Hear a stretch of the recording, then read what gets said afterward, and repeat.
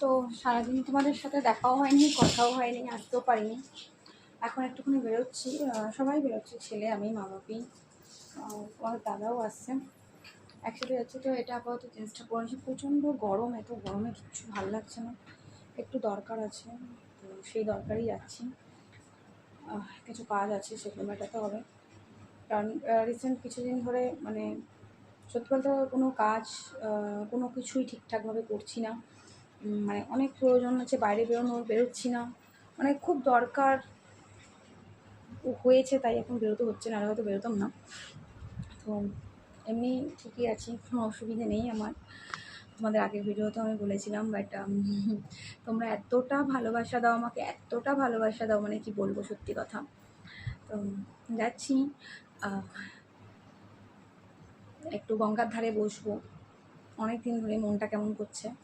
তো মা বললো চল তাহলে, আজকে রোববারও আছে, শানকে এইসবে পড়িয়ে গেল, ছেলেকেও নিয়ে যাবো, কার কোথায় রেখে যাবো, কাল পরীক্ষা, কিন্তু তাও নিয়ে যাচ্ছি ওকে। এই পড়ে উঠলো, আজ বিকেলের জিমনাস্টিকটা ছুটি আছে, তাই ভাবলাম যাই একটু গঙ্গার ধারে গিয়ে বসি, আর টুকিনাকি যে কাজগুলো পড়ে রয়েছে সেই কাজগুলোকেও কমপ্লিট করি। কারণ দেখো, এটা তো সত্যি কথা, জীবন তো আর থেমে থাকবে না কারোর জন্যই, কারোর জীবন থেমে থাকবে না, প্রত্যেককেই চলতে হবে। ঘরটা তালা মেরে দে একদম, ওই ঘরে লাইট অফ করা, ওই ঘরে লাইট অফ করে ঘরটা একদম তালা মেরে দেন। আর আমাকে কেউ একজন কমেন্ট করেছিল যে দিদি তোমার ঘরের জিনিসগুলো কোথায়। আসলে ওই ঘরটা দেখে আই থিঙ্ক কমেন্টটা করেছো। অ্যাকচুয়ালি এইটা আমার এই ঘর, এই একটা ঘর, এই ঘরের জিনিস যেরো মাছে আছে, ওই ঘরটা আমার ফাঁকা, ওটাকে ভাড়া ছিল, তো ওটাকেই এখন ঠিকঠাক করে নিয়ে নিজেদের থাকার একটা মানে যোগ্য তৈরি করছি, আর কিছুই না, নিজেরা যাতে থাকতে পারি সেভাবে। তাই ওই ঘরটা ফাঁকা, ওই ঘরে এখন কোনো জিনিসপত্র নেই, ওই ঘরে জিনিসপত্র ঢোকাবো, অবশ্যই ঢোকাবো, এখন নয়, আগে ঘরটাকে রেডি করি।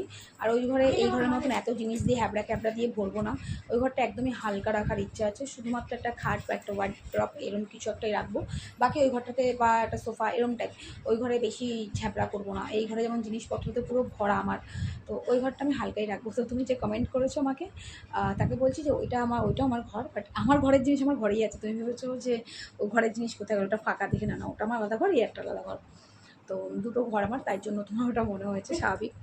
তো যাই হোক, চলো যাই একটু গঙ্গার ধারে একটু বসি, একটু মনটা শান্ত করার দরকার আছে, কারণ নিজেদের খুঁজতে নিজেদেরকে প্রত্যেককে ফিরতে হবে, আর যা পরিস্থিতি হবে সেটা দাঁড়িয়ে থেকে ফেস করতে হবে, আর কিছুই না, দাঁড়িয়ে থেকে পুরো পরিস্থিতিটাকে আমাদেরকে ফেস করতে হবে। তো যাই হোক, চলো যাই, পরে আবার না হয় দেখা হবে, আজ আর হয়তো হবে না, কাল আবার আসবো।